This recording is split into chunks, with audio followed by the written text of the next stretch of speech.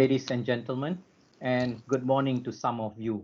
Welcome to this evening's panel discussion. My name is Shankar, and I'm the lead partner for EY Malaysia Financial Services Consulting Practice, and it's my pleasure to be your moderator for this evening's discussion. But before I start by introducing our distinguished panel for the day, there's a live poll that's going on in Slido. Please feel free to answer the question. The poll is: have you used any digital platforms to help your business grow during the pandemic? If yes, which platform did you use?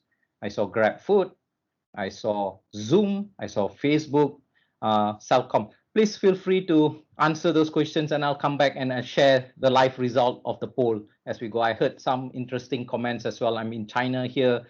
Just want to share that we need VPN to do it here. So interesting comment. But importantly, let me just quickly go on to the topic for the day. The topic for this evening is creating a digital Main Street. And as I mentioned earlier, we have a panel discussion for over the next 40 minutes, followed by 25 minutes of Q&A. And joining us today are three distinguished guests, and it's my pleasure to introduce them. Surina Shukri, Dr. Jasmine Begum, and Sharon Vargas. And let me just start off by giving a brief introduction of the panelists, and we can straight away jump into the discussion. I think that's what you all are looking forward to. Surina Shukri recently named among the world's 50 most influential people, revolutionizing governance in the inaugural Agile 50 list by Apolitical and World Economic Forum Global Future Council on Agile Governance, and brings 2 decades of experience across diverse range of companies. This includes global multinationals, middle market companies, and early stage startup across the financial services, natural resources, and technology sector. She spent a bulk of her professional career in US, including 17 years experience as an investment banker, strategist, leader at JP Morgan and Chase. Welcome her. Thank you. She left JP Morgan in 2018 to start She Innovation Ventures, a transformation and growth venture studio where she advised fintech and blockchain startup on growth strategy. And I think we are looking forward to hear her views today. Let me move on to introduce Dr. Jasmine Begum, Director of Legal Corporate Government Affairs for Asean and New Markets based in Kuala Lumpur. Jasmine has held this role since 2010, where she oversees corporate affairs, government relations, and policy engagement, as well as philanthropies for Microsoft businesses across the ASEAN region. Jasmine joined Microsoft with over 20 years of award-winning experience that uniquely straddles between legal policy engagement, communications that included leadership and regional teams at companies such as Dell Malaysia, the United Nations Development Programme, United Nations Executive Office of the Secretary General in New York, as well as has been a corporate litigator. Jasmine has broad educational qualifications, having completed double degree in law at the IIU Kuala Lumpur. She's also pursued her postgraduate studies in both law and communication in the UK and earned her PhD in business and human rights. Welcome, Jasmine. Thank you. And next is Sharon Vargas, currently serves as Regional Managing Director and Vice President for Oracle ASEAN. In this role, Sharon leads Oracle technology businesses across the region, helping to drive revenue growth and ensuring client satisfaction. With more than 24 years of experience in the ICT industry, he's led various divisions within Oracle globally, where he played a pivotal role in helping organizations achieve strategic goals, objectives with Oracle Technology Solutions. Prior to his appointment, Sharon was also the Managing Director for Africa, where he is a key advocate of Africa's growth potential, one that he firmly believes can be realized by harnessing the power of digital technology. And he holds a bachelor degree in engineering, specialization in computer science from Bangalore, India, and an MBA from Michigan State University. And I think I would like to welcome all of them. Another point about Sharon is that he's an avid driver and enjoys cross-country trips across difficult terrains. More recently, he was able to fulfill a lifetime dream driving through the Middle East and the United States. Please feel free to ask him those questions later on when you have the opportunity. Welcome on board. So let me just quickly set the context and we can quickly move on to the questions. COVID-19 has truly disrupted the way we used to view the world. the severity of the impact to businesses is unprecedented. Weak economic and financial results, demand cutbacks, supply chain disruption, knock-on effects of troubled sectors on employment are challenging most economies, including Malaysia. But on the bright side, it has accelerated digital technologies and transformation. In a business impact survey done by EY in April 2020, COVID-19 is seen as a big game changer for digital transformation. Most of the companies surveyed, about 83% of large and listed companies and 84% of SMEs, highlighted some level of difficulty in their communications with customer and suppliers. And in addition to that, there were technology, connectivity, and infrastructure issues as well. In another survey that we did around the digital investment index, nearly two-thirds, 62% of executives agreed that organizations must radically transform their operations over the next 2 years in order to face the challenges. And those who have successfully transformed into the digital path reported roughly 40% more revenue growth over the past 2 years compared to non-leaders. I think this is a good start to tee off our discussion around this topic today, which is creating a digital main street. So maybe first question to yourself, Serena. I mean, with the challenges from COVID-19, how should Malaysian or ASEAN business approach 2021 and beyond differently from 2020? Thank you very much. Such a pleasure. Good evening, good morning, good everything to everyone. Such a pleasure being here. So I would start by saying, COVID, and you kind of touched on it, has also been a blessing and surprise in terms of digital adoption. I think that if I reflect back, 2019 and even 2000, early 2020, a lot of companies were still thinking that digital is optional. You have time, eventually we'll do it. You start first, but what we've seen is really, it's really made people realize that it's not optional. We live in a digital by default world now, and so it's one is forced to really adopt digital. And on one side, it's actually a good thing because you're doing it all together, so that peer pressure almost. You've got other peers that are going through the same thing as you. So it's really digital by default, and businesses who are slow to adopt and adapt will be left behind. And so for us, especially at Team MDEC, when we're thinking through digital development more broadly, the inclusion agenda becomes very important. So how do we make sure that as we drive digital adoption, it's not just the big companies that are transforming, but how do we help small companies, micro SMEs as well, because they all need to be able to understand digital and adopt digital as well. Thanks, Serena. I think very valid points, right? It's no longer an option, and the biggest impacted ones are the likelihood to be the small, medium industries that need to understand digital and need to know how to transform that. Maybe, Dr. Jasmine, if I were to ask you, I mean, is there anything else to add from your perspective, coming from Microsoft, having seen the COVID-19 impact to the Malaysian businesses overall? I mean, did you see anything else to add to Serena's point? I think I agree. As Serena said, that it forced people to think digital first or digital by default. But I also think there was a shift in the overall digital transformation agenda nationally. Whether it's businesses, whether it's the government, the stature was, it is not something I need to do in the next 5 years, as Serena said, but also the way we think. It used to be digital is a vertical. Mm-hmm. It cannot be a vertical anymore. I think that is something that has come across clearly, whether you are delivering vaccination across the nation or whether you are trying to look at a new channel to sell your products. It just forced people to come out of their comfort zone to actually move forward. From children studying, and it also gave an opportunity for new startups to come up with new solutions. I think the necessity drove that as well. So definitely those are areas that I've seen the transformation. Absolutely. I think well pointed out, Dr. Jasmine. I think, I have one anecdote, right? I mean, my normal fishmonger used to sell in the market. And then COVID-19, the whole market was closed down.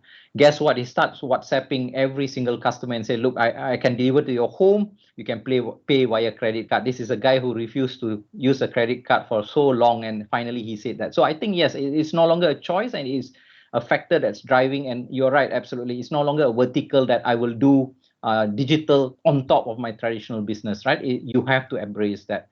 Maybe it's an app point that, I mean, touching on a bit of technology. I mean, maybe Sharon, what are the sets of future technologies that businesses can better leverage now, next, and beyond in this journey towards, with the challenge of COVID-19? Firstly, thank you, Shankar, for having me on this meeting. A big thank you to you, to the organizers, and to everybody on this call who's taken their time to join in.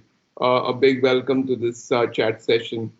To address your question, Shankar, about what are the technologies, we look at it from a technological aspect, I would like to simplify it. There are hundreds of technologies, but I would say I like to make things simple.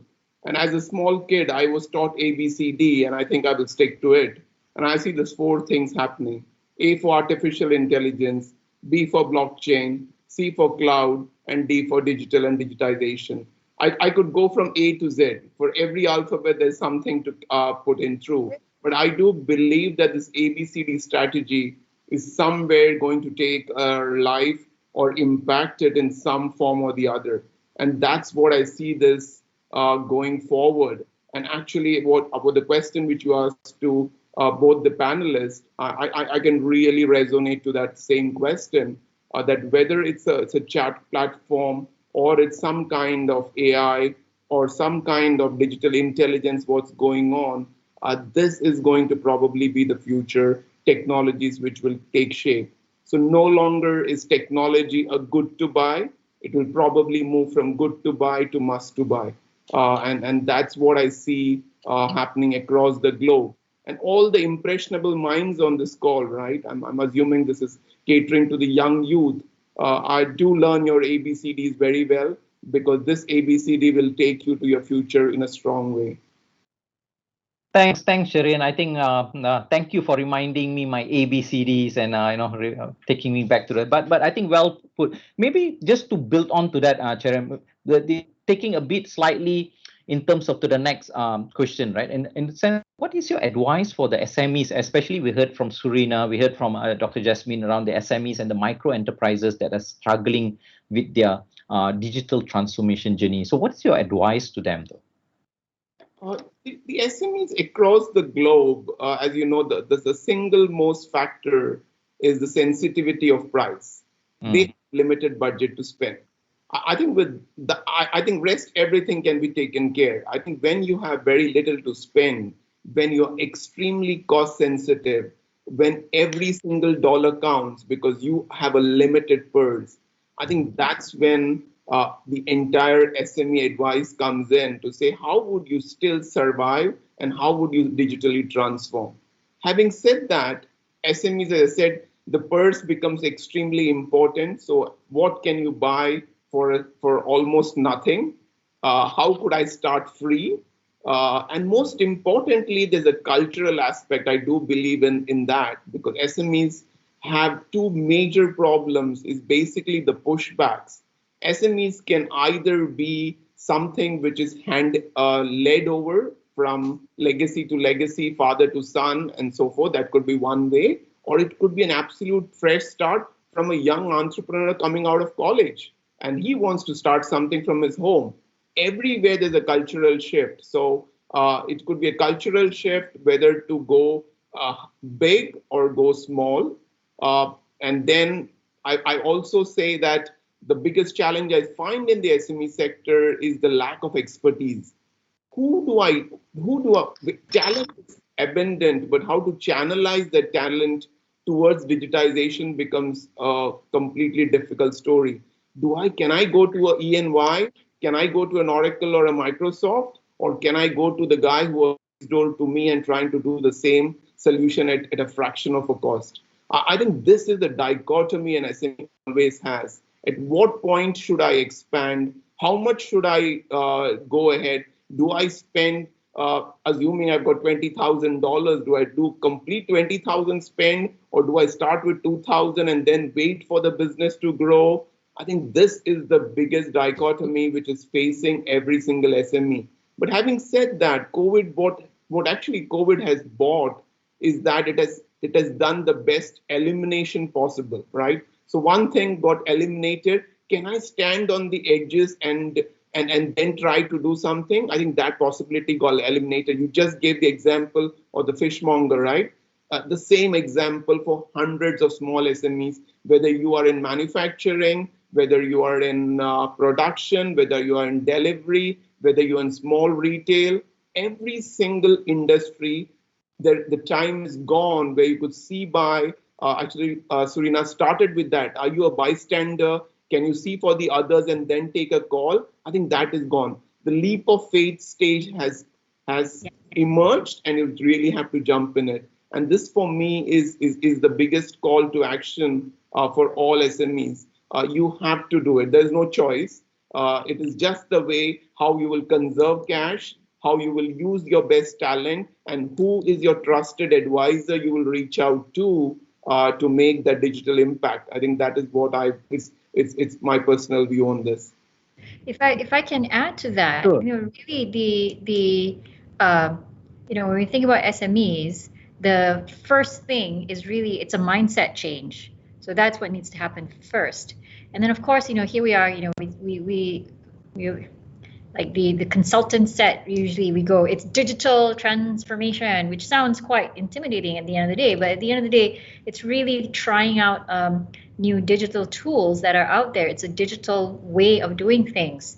Your example with the fishmonger, like WhatsApp is a free thing, but he was starting to do that. And so there are many free tools that are out there. So it really does start with mindset, and you can start small. One of the things that we talk about a lot at MDEC is the concept of a digital journey. So you start, and digital is an ongoing journey. You start first, you don't have web presence. So how do you go about doing that? There's free ways that you can do it. And then that's on one end. And then as you go along, ultimately, you start to digitize your middle office, your back office. Then you start to do all the fancy schmancy AI sort of things. But it is a journey, basically. A journey. Yeah, absolutely. I think, Surina, good point. And I think, Sharon, to your point as well, I think price sensitivity, lack of expertise, and the best thing is, I think is no longer an option, a choice, and absolutely right. I mean, 3 years ago when we talked about, like what Surina mentioned, digital transformation, it was like, yeah, good to say, but okay, we'll think about it. But now it's no longer a choice. In fact, people are knocking and saying that, look, you need to help me. So it's not an option, right? Which brings us to the next, I guess, question that I want, right? Surina, we've seen in the newspaper in the last 1.5 weeks, right, about the Malaysia's 5G deployment, which is going to be touted as a game changer. And we should expect, as Malaysians, a rollout to the public by 2022, based on publicly available information, right? But I think more important question with the challenges that we hit from SMEs, the micros, and the overall in the business overall. How do you foresee the 5G transforming the Malaysian economy, and which industries do you think stand to benefit more from your perspective? Thank you for that. So clearly, when we talk about the My Digital blueprint that's out there, a core part to that, one of the key things is making sure that we have the enabling infrastructure for that, in which connectivity plays a huge part. And then on the government side, we have this Jendela program initiative, which is really to describe all the different things that's being done, building on infrastructure. So of course, we continue to build out our 4G, so our connectivity, to make sure that there's all around. That benefits consumers directly. But when we talk about 5G, the core beneficiary for 5G really is industry, because that enables you to it's enabling all these brand new things on industry, because it's all about your super fast connectivity and latency. So on us, I think the availability of commercial 5G will really help spur some of the new innovation, industry innovation. So you really need, for example, 5G is really helpful for like the autonomous vehicle industry, because you rely on that. But the other one that I think we have an opportunity to, we are actually building this out. It's things like virtual reality and gaming, and I think these are things that we'll see a lot of development on that side too, as we start to think about how do you deploy that for education, how do you deploy that for medicine and whatnot. Absolutely. Thanks. I think that's a great point. I think, Suruna, I think from a perspective of 5G will drive a lot of the industry use cases where, how do you bring the benefit to the end user? So I attended the talk about a year ago where I think some of the industry, so for example, in a palm oil industry, for example, they're talking about putting IoT devices into their manufacturing, the whole value chain, supply chain process, right? So they can exactly track and do that. And prior to that, I think that would have been a challenge to enable that as well. So that's just one example, and I think it's the tip of iceberg. But maybe just to shift a bit, just building on to that point, Dr. Jasmine, is that the government, I mean, on top of the 5G, in the last 2 weeks, we've heard quite a number of announcements from the government. One is, I think, the 5G. We have also the digital economic blueprint. We also have, huge investment from the likes of, Microsoft, Google, AWS, to name and Telecom Malaysia as well, a homegrown brand. And one of the questions, I guess, from the that I have is that the Malaysian government has placed heavy emphasis in terms of digitization through the Malaysian Digital Economic Blueprint, right? But how does a digitally enabled government benefit the rakyat and business communities above? Because at the end of the day, announcing this is good. I think having a blueprint and a structure for the whole country is good, but it must mean something to the rakyat and the business community, because you need to see the multiplier effects, right? So one is that. Second is, what are the legal and security minefield that you could foresee here? Thank you, Shankar. I want to go back to what Surina said about digital by default. And it is interesting that the blueprint actually calls out digital by default for government, with 80% of 80% of data to go onto cloud. And we also see the government's ambitious role of 100% online citizen services. We also see that the government committing to 100% of digital skilling of the civil service as well. Very ambitious, very forward-looking, very bold. Definitely, the industry welcomes that, because a bold vision, will allow you to progress. And going back to the question of what do we see that means, what does my digital mean to the man on the street? Yeah. My digital means the ability to now access citizen services in a more agile way, right? It also allows for the different elements. And I want to pick two big parts of this. I think the focus on digital skilling within the blueprint is such a critical component of this big agenda. It's a bold agenda, because when we talk about the national digital workforce, we have seen instances where when a foreign direct investment will say, hey, do I have enough of a certain kind of talent in Malaysia? And then they will say, oh, we may have challenges. And I know MDEC has been for the longest time driving this talent agenda, making sure that skilling, this was even before the digital economy blueprint. And then there is a situation where we say, okay, we may not have the talent, but if the industry comes, we are able to. So the industry is not, an investment is not able to come because there's not enough talent. So I think the fact that we are addressing and having these bold targets is critical.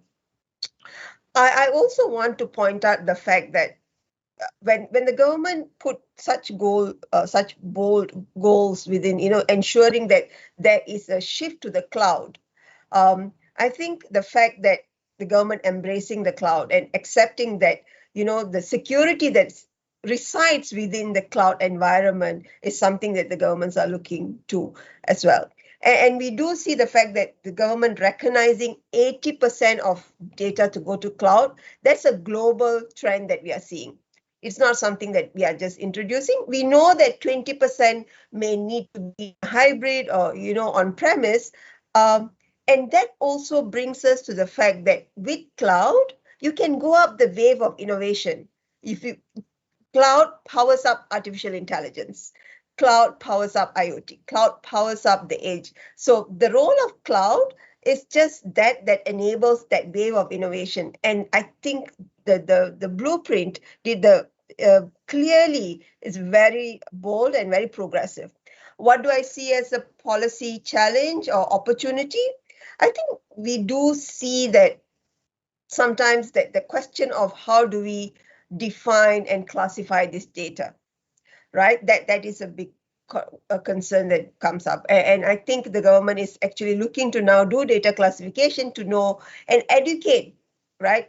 What we have seen, and this is not just in Malaysia, is the agile policy making shift has not kicked in many countries. We need to have that agile policy making. Agile policy making will allow you to look digital native policies instead of trying to shift incrementally from an analog policy and try to force fit digital. I think that is an area where it's not just Malaysia, but we see that as a trend. Of course, privacy and security is always a conversation that comes up. How are we educating and creating that talent pool that understands privacy and security, right? Those are areas that we definitely see as well. So to wrap up on that question, what do I think of the digital blueprint? It is now the operationalization of the blueprint. I know MDAC is playing a big role in it by, contributing to the talent conversation, to the cloud conversation, and also even the lawful access. How do enforcement agencies now request from data from a player like a cloud service provider? Because the cloud service providers are not defined in many instances. And data belongs to the customer. Data does not belong to the cloud service provider. And especially in an enterprise customer environment where we know organizations own the data, we then look where we have seen governments now directing the request for data directly from the owner of the data and not the cloud. So those are areas that continue to evolve. And I think we partner with agencies like MDAC and MCMC to actually address some of these gaps. Thank you, Dr. Jasmine. I think one point that I clearly captured during that whole explanation, apart from the blueprint that's looking at the workforce, building talent for the workforce. I think one that came clear is that the role of cloud and the way that it will transform and change the whole fabric of our society, and the way that the business operate, the way that the public operates, how you interact with the government is going to change. And I think perhaps dovetailing to that, to yourself, Sharon, is that we talked a lot about cloud. So what are the opportunities and challenges associated with the cloud adoption, and how do you foresee the cloud technology direction moving? And what about your view around the private and public participant access to the cloud as well? I really want to take the question forward from where Jasmine left it. Yep. I think opportunities galore, that would be the word, right? I just want to share one of my experiences while I was doing Africa. I happened to be in one of the remote parts of Africa on a safari in Rwanda. And there was a gorilla tracking project there by Foresee. And it was actually tracking the last of the remote gorillas in the world. So it is wildlife conservation. So imagine, and it's a very interesting YouTube video about it.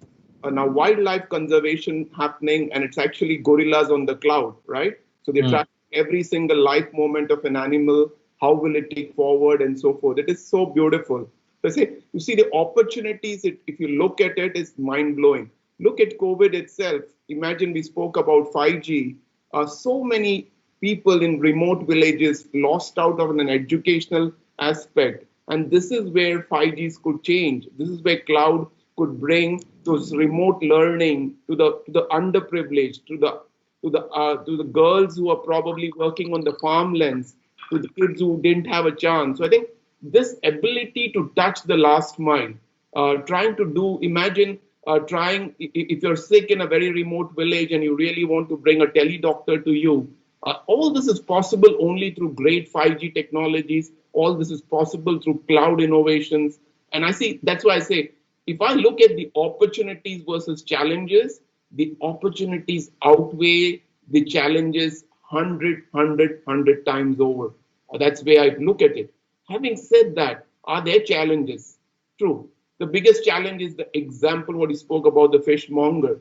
What happens tomorrow? I take away that fishmonger's every single detail on his WhatsApp chat, right? So I could actually cannibalize his business, pick it over, and I become the fishmonger.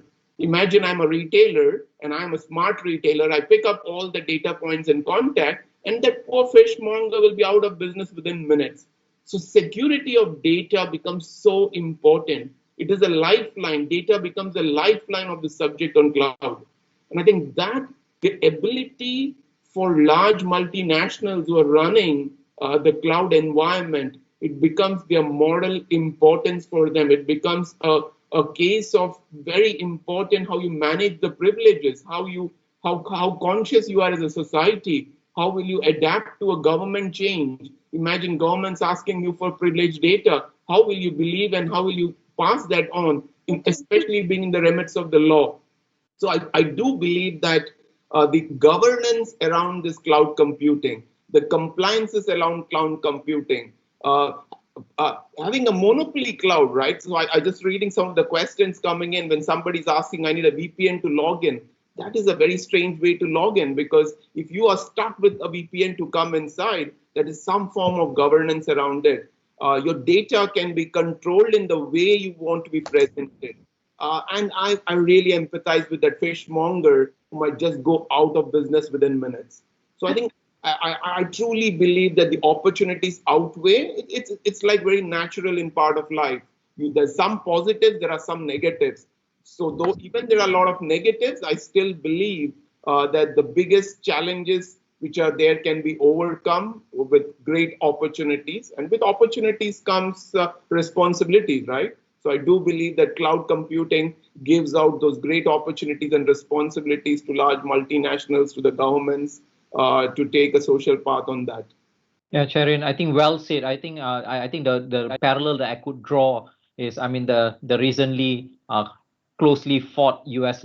presidential elections, right? You had Twitter, you had Facebook, and the amount of influence they had on the outcome, and we know in the 2016, I mean, what it happened, right? So I mean, those questions are definitely, and if you take that to another dimension, if businesses are going into cloud and my data is going to be stored in cloud, who owns that data and what's the governance behind that? And I think in this area, I think Europe with GDPR is one of the ones that are quite far advanced in terms of giving the right to data to the owner, as what earlier Dr. Jasmine was mentioning about, and the right of the owner to determine who has the data and what's the usage of that as well. But maybe I think just touching on to, we kind of touched about the change that COVID has impacted, the kind of policy changes, the 5G, the digital blueprint. But I think Surina, I just wanted to hear your perspective, since you are kind of in the central of dealing with the SMEs, the corporates, and seeing driving the digital whole ecosystem and trying to make that work. What are some of the strength and competitive advantage do you see for digital Malaysia versus our regional peers? Because I do hear comments, and I think it's a fair opportunity today to kind of address and kind of level set everybody. What's your take on that, though? Yeah, so I think one of our strengths is really a very savvy consumer population. I think when you think about consumer adoption, I forget off the top of my head what the statistic is in terms of consumer adoption of digital, and what we've seen actually this past year alone with COVID, it was almost like Google put out this study and say it's almost 5 years of digitalization, consumer digitalization in 1 year. So we have a very consumer savvy population, which really means that it's a very good environment for new consumer innovations. And so I think like our population, you look at Grab, for example, like the first market that it was at was here. And so the fact that the adoption rate for new consumer technologies, that's a differentiator for us. It's really up to us to leverage that.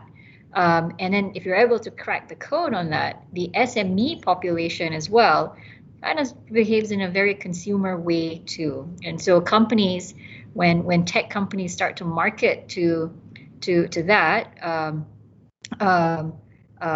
taking a consumer lens to it, I think would be very helpful too. And I think like from a differentiator standpoint, the fact that we are really trying to drive adoption, and very focused on driving adoption. It's a very fertile environment for new technology, new innovation. So that's at least that's how we are trying to approach it. So by driving the adoption, you actually help build out our tech ecosystem. So driving local demand for these services. I would start with that, and then now, of course, from a connectivity standpoint, connectivity is important because it's what democratizes digital at the end of the day. And when you look at the My Digital Blueprint, the inclusion agenda is like right smack in that. And most of the time people think of the inclusion agenda as just, hey, you have to go out and just help, the underserved. But really one way to drive the inclusion agenda is to make sure that we have the best infrastructure and connectivity. And so that's something that I know the ministry and the telco industry very, very focused on driving that.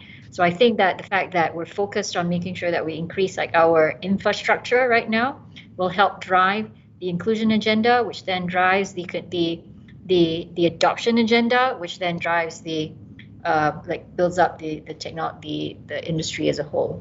I think that would be a differentiator.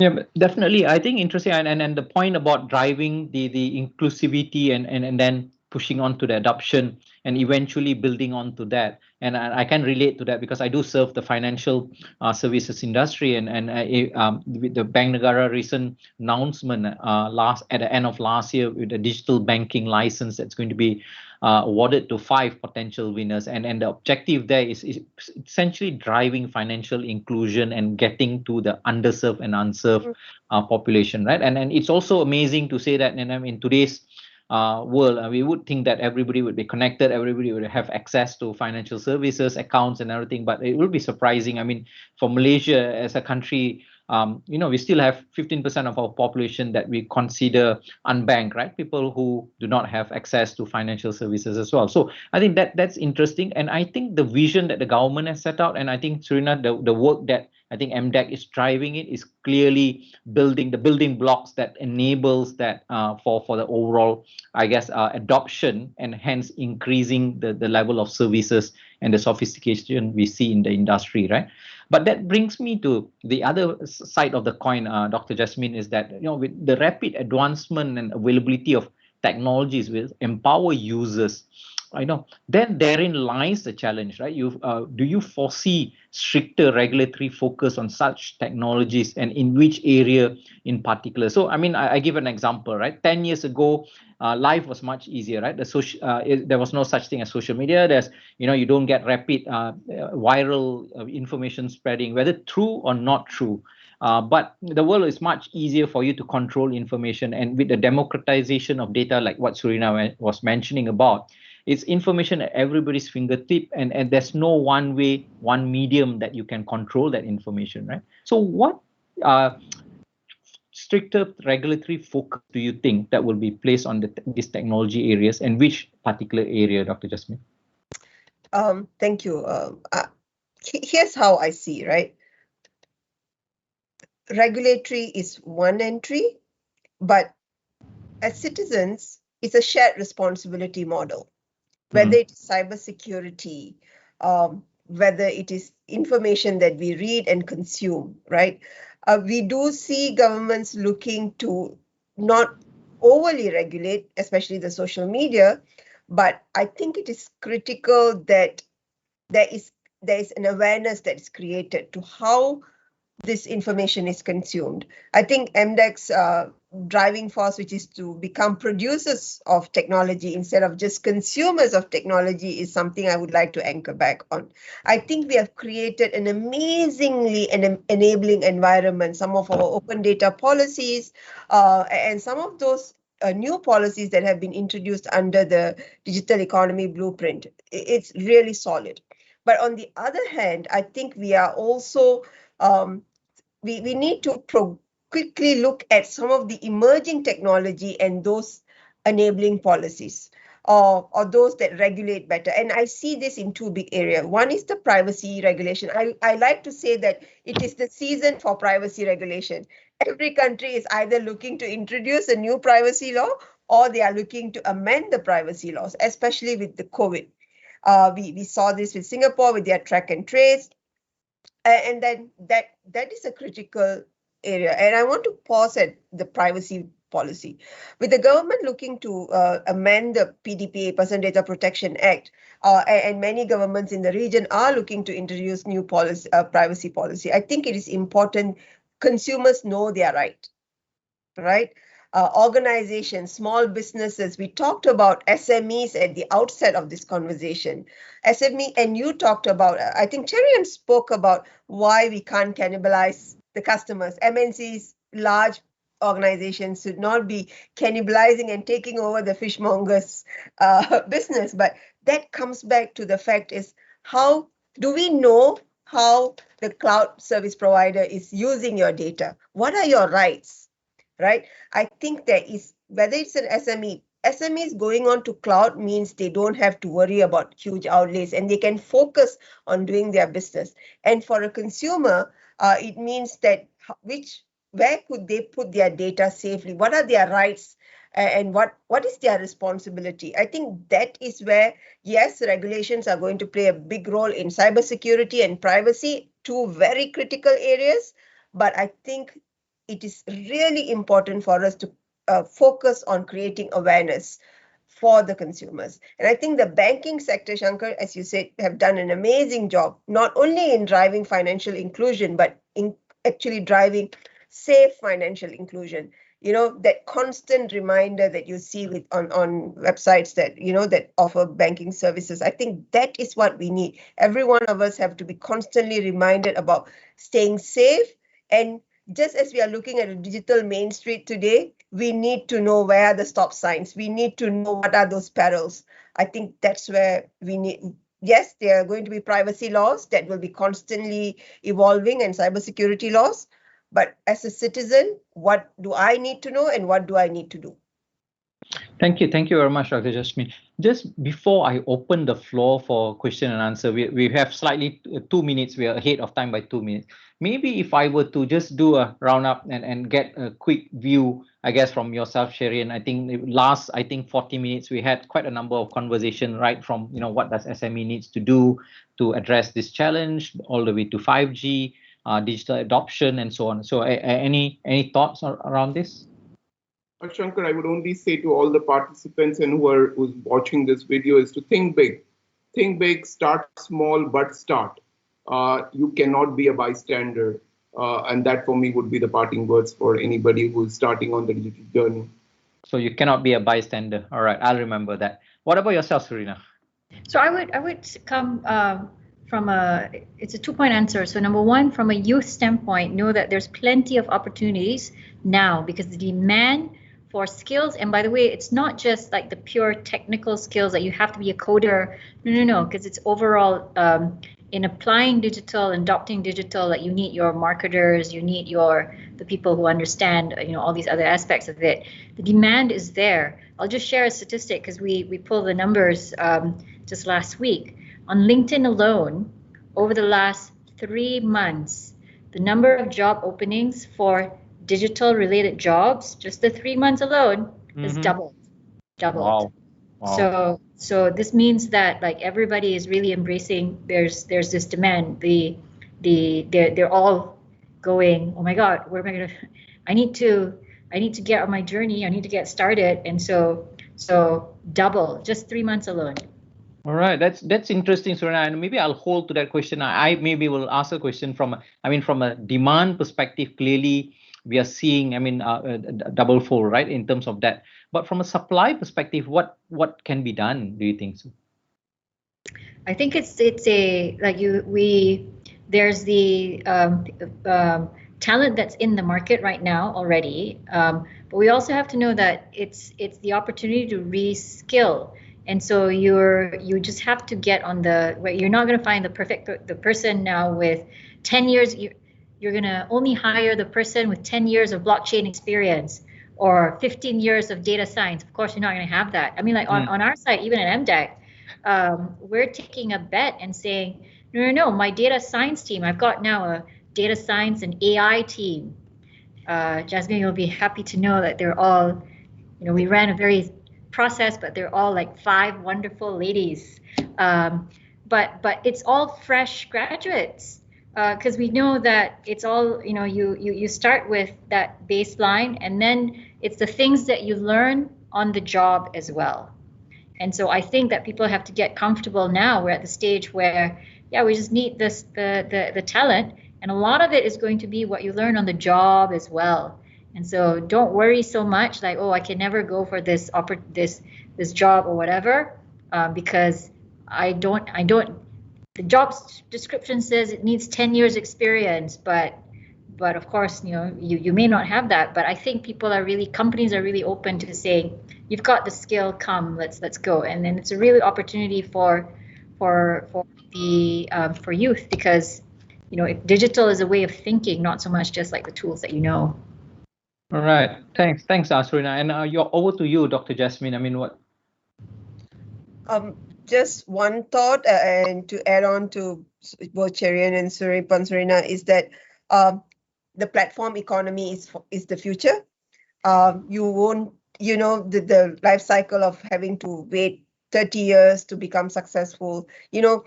It's an opportunity to have a growth mindset to the young people, start fast, fail fast, and just get back up. And the platform economy allows you to do that, right? Stay safe online. All right.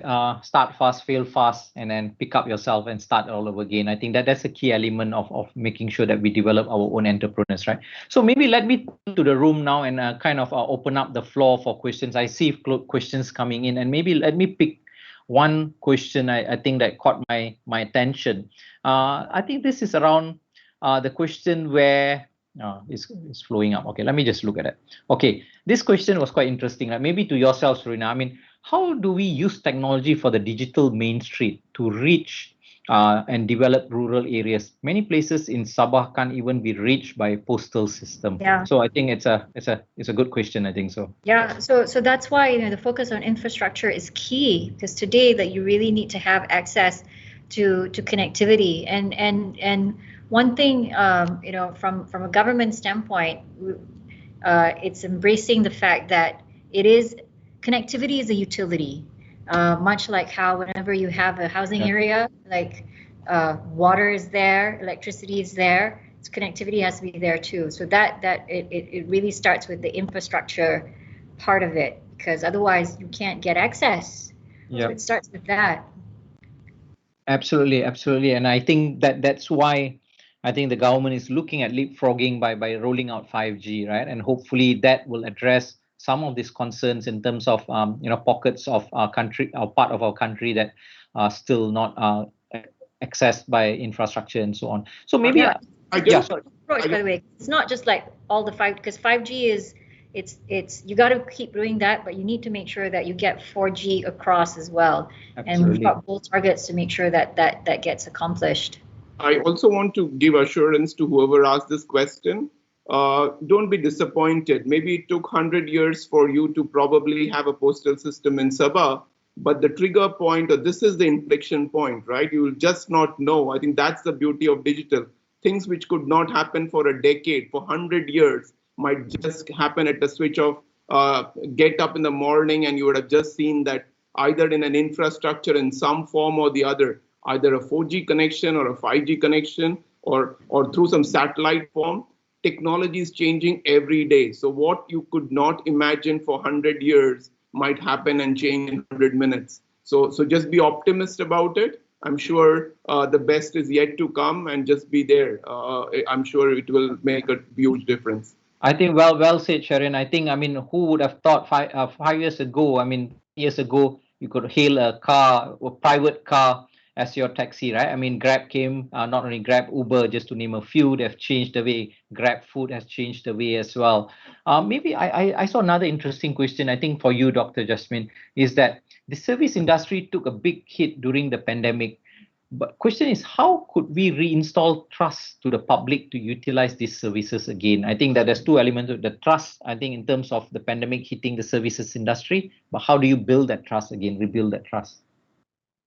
I think as we look at this, the services industry and the transformation that they are going through as well, right? The kind of parameters that they're putting in to ensure that their services are trusted. And one of the most important brand strategy we have seen in digital is trust. We listen to our friends and we look at comments and say, hey, this is the 5-star rating is how a trip advisor, so that, and how do SMEs now build that trust? What do they do to build that trust? What kind of system that they put in place? And therefore, I think I think when Serena called out that we have very discerning consumers who know and understand, and we cannot take our consumers for granted anymore. Yeah. Right? That's exactly it. And the feedback loop is instantaneous, right? Yeah. That's exactly why you also have the go-to market, the transformation of products and services at a quicker loop. So we do not take our customers for granted. We do have very discerning, and our audience today are the most discerning. They are the digital natives. They have very high, expectation of products and services. And companies now use data to build better services. And the fact that I use the data not to monetize you, but to serve you better becomes that, building that trust. Why do I use your data? How do I use your data? I think that's important. A company that builds on trust, security, compliance, and transparency, that is the most critical way of any business. It doesn't matter whether it's the Oracle, Microsoft, the biggest of companies, or the tiniest platform company. Yeah. I want to build on that because that is a very, very, very important point for digital in general. Because when you think about it, at the end of the day, the winner in digital ultimately is the consumer, because digital really connects, shortens the distance between product and user. And so this customer centricity is key. It's not like about what technology you use. It's the customer centricity part. If you look at the companies that like out you just look at Amazon. They're like the largest. They're Amazon. E-commerce, but as a company, central to their ethos is customer obsession. And so in order to serve that customer obsession, they leverage technology to serve the customer. But at the end of the day, they realize, how do you use technology to make it easy, better, faster, cheaper for the customer, and you deliver a better customer experience. So that is the mindset change really for digital, for SMEs in particular, is to embrace, it's customer first. So how do you make sure, like that guy, your fishmonger, used to come, so now he's thinking of you, his customer, like, really, don't worry. really. I will serve you, Mr. Customer. I will WhatsApp. I will send you the fish. So with that kind of mindset, he will always be, he'll innovate and find the next thing. But this whole customer centricity part is key. Thanks. So maybe I switch on a bit. Sharon, from your perspective, from Oracle, right? I probably, Jasmine, you could also chip in, right? So with this movement from Main Street to digital street and investment in technology, we're talking about using technology and everything. Are you seeing? There's a question about are you seeing investment in technology sector increasing significantly from now on? And if yes, which are the areas? For sure, right? Just on your stock market, which just starts in an hour's time from now, every single tech stock is booming, right? Never anticipated the tech to take place in such a big expected investment boom. I still remember, if you were in the genre of born and somewhere in 2000, you remember the famous Y2K, and everybody was investing. Probably for this new generation on this call, they probably can't recollect it, but they felt that the world is going to stop. By the way, for those who don't know, in 2000, 1st of Jan, the world was supposed to close. All systems were supposed to go down. And That was the Quite Y2K. The world. I wasn't born yet, Sharon, that time, so it was something new to me. I want to just recap it, what actually happened, So I just want to bring fresh, but nothing happened. The world innovated. I can tell you billions of dollars were spent with every single IT company, banks, small scale, big scale, just to ensure that the code is well written and everything works flawlessly. Same thing is happening now. What is happening in the form of epidemic? That is just the trigger, and that has completely changed the way people are going to look into everything digitized. Back office transformation, front office, communications, everything is going to change. So if I would say it is Y2K or the year 2000 was probably a time when the whole IT industry took a new leap of faith in a different form of writing scripts and everything else. I think history will go back into as 2020 and 2021 as the time-defining moment for tech sector. And investments and money and jobs are plenty galore in this industry. I can see it booming for the next 10, 15 years very easily. Thanks, Sharon. So maybe I will switch on to Dr. Jasmine. There's a question, I think interesting question here. Will commercialization of personal data make this application more accessible to third world country users? Data, personal data, Yeah. right? Personal data is a fundamental human right, right? Yeah. Commercialization of any personal data may go against many, many laws in many, many countries, right? You need the consent of the owner of the data. Anonymized data is different, but just personal data, which we see. The number of times we get a call from someone trying to offer a service, which, happens constantly. And that, I think, becomes a challenge. When we look at open data policies, right, that allows you to innovate, those are not personal data. And governments are building open data framework for the private sector to be able to innovate.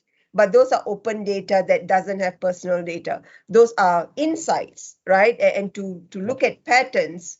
And I think that's where we need to build innovation on. How do you use now some of these open data platforms to innovate, to create new businesses?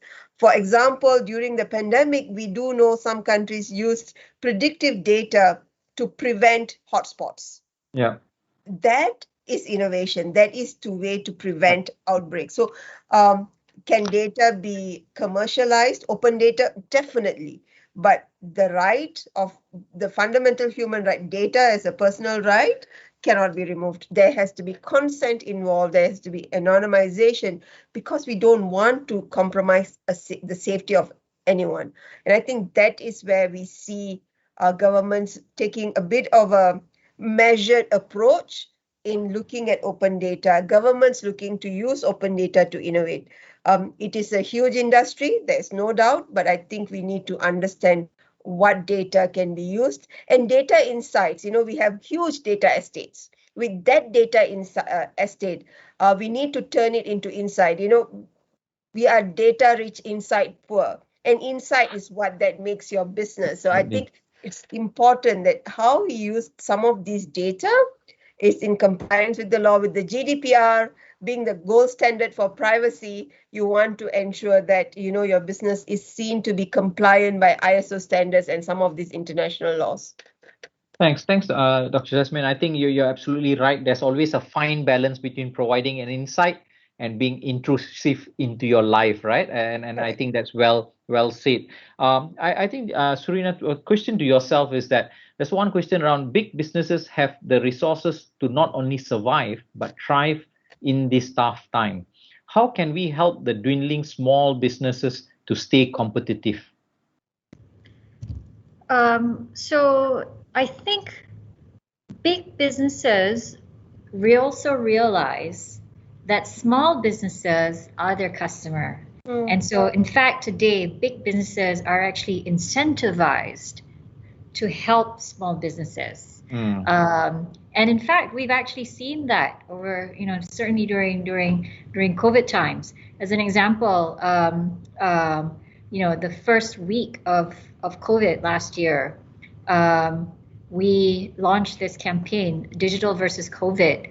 And the whole idea back then was, we know there are a lot of these companies, the SMEs, that are really trying to grapple with adopting digital. And so it started out organically with our some of the tech companies, big tech companies, small tech companies that are that we partner with quite a bit, and we said, let's do something to help. And that first week we had 80 companies come forward to say, yeah, I'll offer up free this, free that, free this, free that, to help the SMEs because suddenly they need help. And that organically over the course of a month or two became like 400. Like today, I think our digital versus COVID was like 430 something companies coming together to help small companies. We see that across.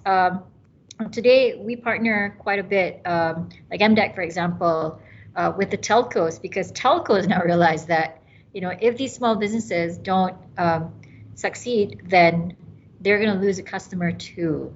So of course, so there's natural incentives, and today we're partnering quite a bit with private sector, some of the larger companies, to help with but small companies too. So they're getting the what are they getting in return? It's the training and the education that's required. One thing that we did last year, it was we had the Panjana e-commerce initiative, and so literally it was getting like the established platforms helping the small companies. It's free training, free onboarding, so that they can come on board and they start their digital journeys. So there's a lot of that happening right now. Like the big companies realize, for them to succeed, small business have to succeed too. So they're doing their Yeah, interesting, very interesting, because that triggered the thought. At the start of COVID-19 last year in March, we had the resiliency exercise where we spoke to a few of the big corporate Malaysia and tried to understand how prepared were they in terms of addressing COVID and the challenges around that. And one of the interesting insights we got was that the large corporate was prepared for eventualities in terms of impact to their supply chain. But what they missed out was that the tier 2, tier 3 of their suppliers, and in this case, there was a supplier that was making a bottle cap that was unable to open due to COVID-19 shutdown, right? And that is essentially one bottle cap SME caused the entire production line to stop, because it's no longer about you and your readiness or preparedness from a large company perspective, but it's also like what Surina you're mentioning is the ecosystem that small medium enterprise with the large enterprises needing to work together because they need each other in order to survive and thrive in the new world. I think we have number of questions coming in, but I think we're just close to a end of our session for today, and the time is running out. But what I wanted to do is probably go in around, starting with you, Sharon, one final word in terms of, I think we had a nice 55 minutes of conversation with some interesting questions coming through. Any final advice and thoughts from yourself? For me, I would always say that this too shall pass. This is the famous line from 1848, but I just want to speak to all the young people who are on this call. Don't be perturbed about what's happening. This is only a very temporary phase. The golden dawn is beyond this. Once you pass this, it's really going to be a world which is going to be well connected. It is going to be an ecosystem which will thrive. It is not going to be the big versus small. It's going to be the innovative versus non-innovative ones. So watch out for it. Build your skills. Stay talented. Stay positive. Most important, stay positive, but test negative. That's what I would say. Thanks, Sharon. I think well said, right? Well said. This too shall pass. Dr. Jasmine? Thank you. Thank you to the organizers. And the only thing I want to share with the young people who are viewing this is that the most important resource and a renewable people are the most important renewable resource. You are highly renewable. You are highly trainable. Focus on skilling, reskilling, upskilling, cross-skilling, unlearning and relearning. Be serial learners. Keep innovating, keep creating. And that's the future of digital. Thank you. Thank you, Dr. Jasmine. And final word from yourself, Surina. So, what's ahead is literally the unknown. And so I like to talk about this concept of you got to lead into the unknown. And how do you do that? You have to have the internal, the courage to try. The most important thing is to try. I think like sometimes, you think that you need everything, but really it's leap of faith, step forward, execute. If it feels overwhelming, break the problem into small bite-sized pieces. But it's important thing is just to keep moving forward. So that would be my advice. Thanks, Surina. And I think let me conclude by thanking all the members of the panel, Sharon, Dr. Jasmine, and Surina. I think it's been a very insightful session, and I think lots of thoughts and I think wisdoms were shared here. And I hope to the young listeners out there, I hope you have picked some of these important nuggets of information and advice as you go through your career and your life. This too shall pass. And what I would like you to do is that please give a big round of applause to our panelists today. I think excellent session. Thank you very much. Signing off, Shankar. Bye. Thank you. Bye. Bye. Thank you.